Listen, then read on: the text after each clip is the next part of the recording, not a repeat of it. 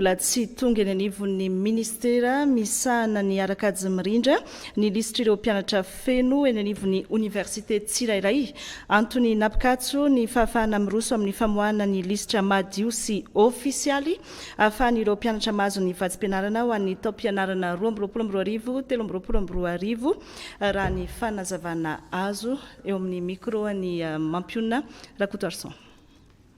Raha tokony fantatsika dia hoe nanomboka tamin'ny taona 2024 tsika no nanomboka nanao an'io resaka bourse io zany amin'ilay fanatsarana satria mila manao ny transformation numérique zany tsika ny université dia misy process tokony hoarahana zany ao anatin'izy io satria mba ahafahan'ny ny fanjakana malagasy amin'izao fotoana zao mahafantatra tsara hoe ohatrin'ny namarina ny bourse tokony ho aloena zany amin'ny mpianatra satria mila fanatsarana tsinona ny université. Dia ao anatin'io zany tsika dia misy fomba fiasa vaovao ao anaty nanomboka hatramin'izay 2024 zay hoe tokony manana liste anankiray zay eken'ny université eken'ny mesupres eken'ny ao amin'ny ministèren'ny économie sy ny finance eken'ny présidence ary eken'ny postre malagasy zany amin'ny fomba IPN anazy. Dia ny olantsika zany amin'izao fotoana zao dia eo amin'io resaka liste io satria digitalisation ana paiement sy ny resantsika dia dikan'izany tokony manana liste zany tsika hoe madio. Tsika zany hoe io zany misy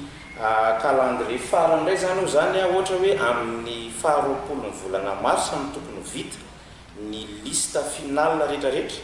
dia fantatsika rehetrarehetra fa eo amin'ny 30 andro 5 à 30 andro eo ny fandehan'ny fanaovana ny engagement ny fanaovana ny validation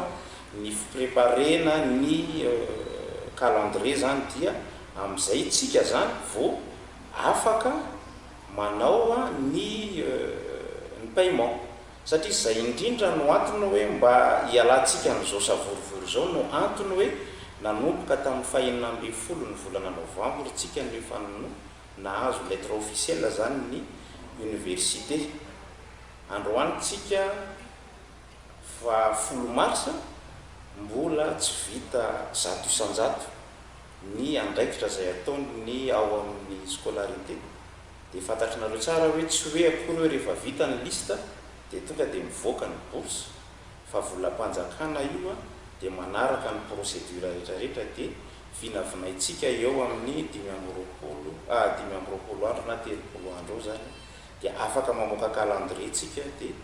afaka manao paiement rehefa vita daholo zay rehetrarehetra zay.